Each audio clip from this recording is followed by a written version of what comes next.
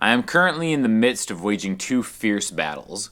One against the pumpkin spice lunatics that have invaded my local coffee shop, and the second against the stigma of guitar scales and how they're difficult. So we're going to try to dispel the latter of those, and then I'll get to the pumpkin spice lunatics after this. But we're doing this in the key of G major, all right? So we're going to do just a very simple exercise that involves two voicings of one chord, and then the tried and true 3 notes per string method, diagram, however you want to look at it, of the G major scale, okay? So I think a lot of people check out when they talk about guitar scales because maybe they're kind of implemented wrong. I remember I first learned guitar scales with this shape right here. If I'm going to play G major, it'd be 3 5 2 3 5 2 4 5 2 4 5 3 5 2 3 5, like that. That's still gonna, because I learned it that way, I always kind of default to that position. But as soon as I learn 3 notes of string, this makes so much more sense, all right? Because basically here, I'll just run through it real quick. It's gonna go 3 sets of 2 symmetrical strings, all right? So the first one's easy, 3 5 7. 3 5 7. Now the hesitation here is because if you kind of keep it in one static position, 3 5 7, that can be a reach right there from your pointer finger to your pinky, 3 to 7. That's fine. Guess what? You don't have to do that. 3 5 7. Get that slide in there. Class. Unlike the pumpkin spice lunatics. Here's the thing. I'm cool with pumpkin spice. Pumpkin spice is a delicious spice. But when fall comes around, people just get a little crazy. Why isn't this just in all your things? Listen, I don't know, whatever. Have a lot going on right now. I'm fighting these battles, guys. Join me.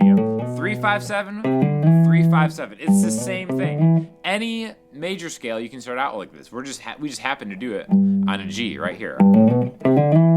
Okay, so G A B C D E. Now the next symmetrical 2-string thing is going to happen right here on the D and G string. 4 5 7 4 5 7. Now this is kind of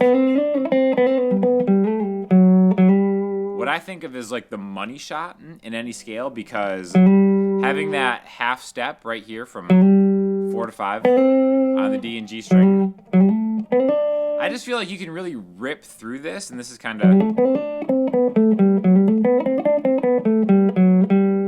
then there's your root note, G, octave, G.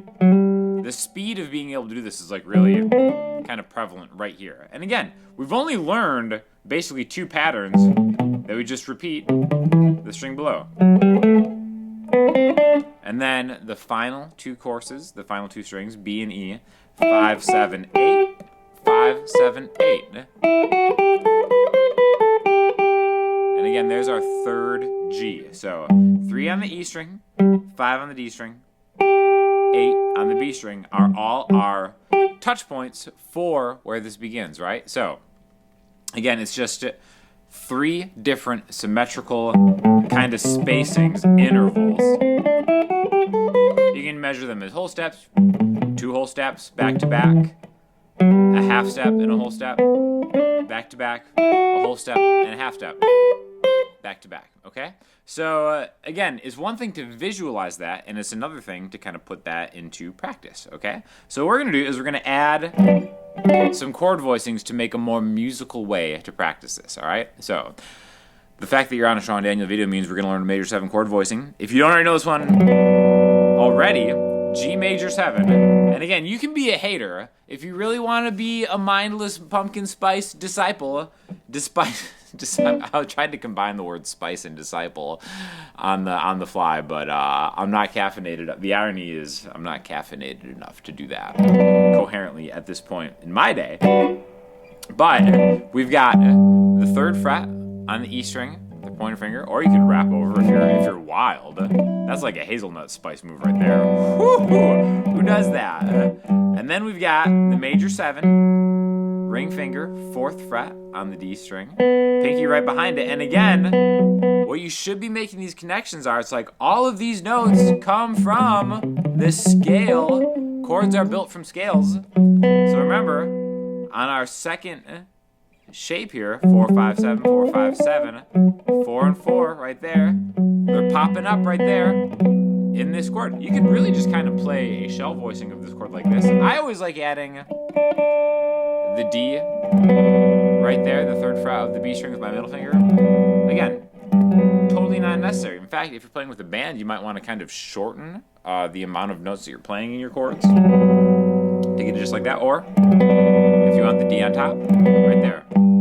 And what we're going to do is we're going to jump right into another chord voicing of the same chord. G major 7, G major 7. All right, this is becoming one of my most used chord voicings that I use. Is the 5th fret, like we said, this is our touchstone, the G, and then I'm just going to bar the 7th fret on the highest 3 strings. Now again, if you want to do a shorter voicing of that, if you don't like barring anything, no bar chords required here. We can just go 5, 7, 7, and get essentially a G major 7 chord voicing, but I think it sounds really good with that B on top. So, G major 7.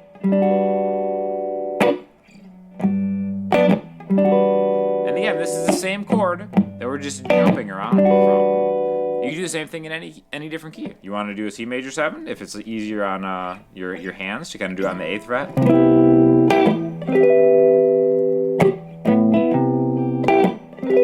The nice thing about this is these are both in the same key. This is the 1 chord in the key of G to the 4 chord. So now maybe just that right there could be a move that you know anytime you see a major 7 chord. You could root 1 here and then just jump an octave and then build the other one right there. But that's not all we're doing. We're talking about scales. We've built these chords through scales, so now let's inflect it. Let's play a little something different after we hit those chords. As soon as I tell you about the sponsor of today's video, is Sweetwater, and specifically this Gator cable. This is my favorite cable. This is probably my favorite invention in like the last 100 years of guitar playing. It's noiseless. I just unplugged this PRS from my live Supro Blackmagic amp, and there was no pop, there wasn't a click, there wasn't anything. In fact, I can kind of fumble around with it in the input jack. You're not hearing anything until you actually plug it in. How crazy is that? I will never get over the technology in this cable. All of my cables basically are this now. I've got like 7 of these. I'll have an affiliate link in the description of this video for this cable.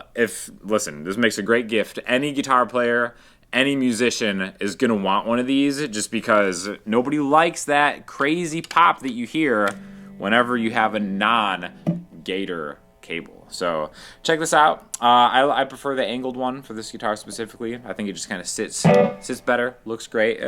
Anything you get, please consider using my Sweetwater affiliate link, because it really helps the channel out. It doesn't have to be that cable, even though it should be that cable. So thank you to Sweetwater for sponsoring this video and being on board with, I don't want to say this is anti-pumpkin spice propaganda. I just think it gets a little, I want to be clear about that. I want to get that out of the way right now. I'm about pumpkin spice lattes.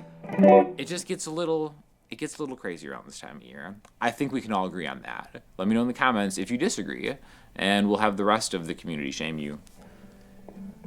As they should. So we got our 2 major 7 chords, right? Let's jump right into what I call that money spot, right? So let's focus on doing something with the D and G strings. Let's start by double stopping through them, because we're kind of keeping a chord vibe going here. Double stopping, just playing them both at the same time with 1 finger. Or we can kind of group them together. Especially if you have your ring finger and your pinky together like this from these 2 chords.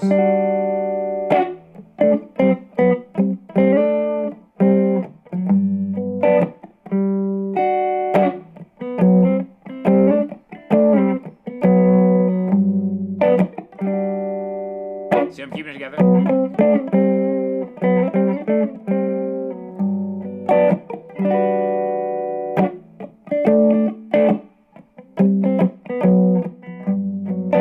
And again, I'm using how I'm seeing the scale from the 3 notes of string, kind kind of method to connect these dots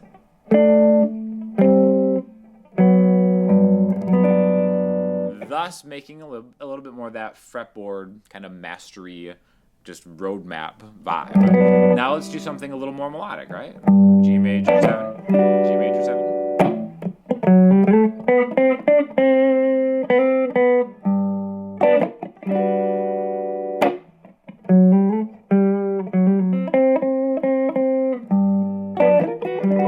Take it slow.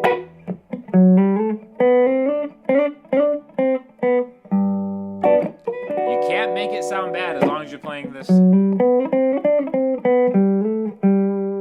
vibe right there. Now, I do want to maybe take a second and just talk about the interval that is special here. Right there. These are the only two times that a half step finds its way into our position, right? The other time on the same string would be the B string and the E string. So it makes sense. These are the same notes, right?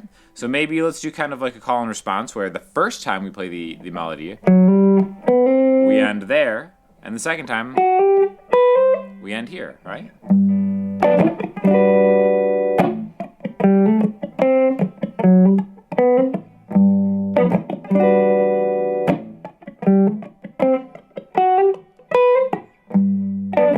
It sounds like I'm really thinking this out.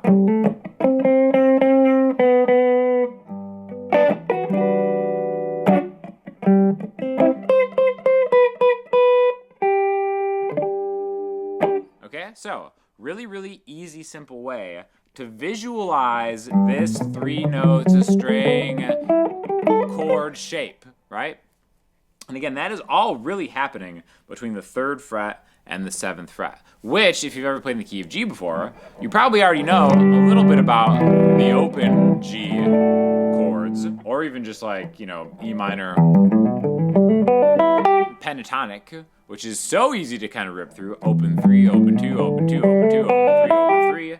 Combine that because they work super well together, right? We could do like G, then maybe some of those like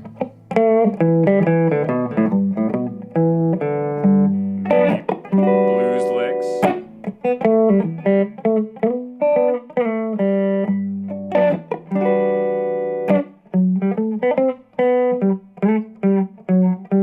And then back to E minor pentatonic.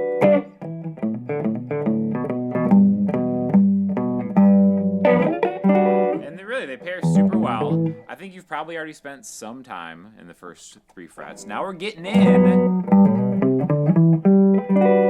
to the higher stuff. And then you can always end it up top using a D-shaped G chord. D, D sharp, E, F, F sharp, G. Which, again, you can build this through this scale, right?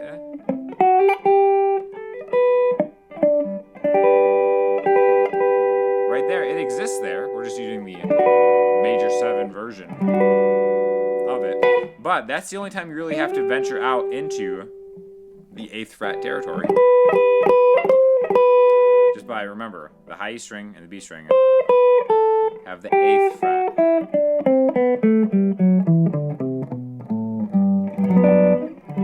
What a peaceful lesson. No lattes were harmed in the making of this video.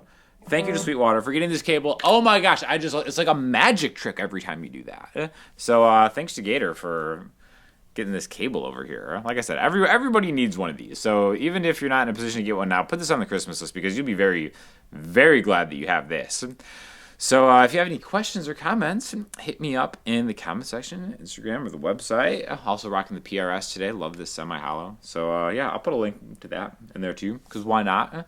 And like I said, if you have any questions, let me know. See you.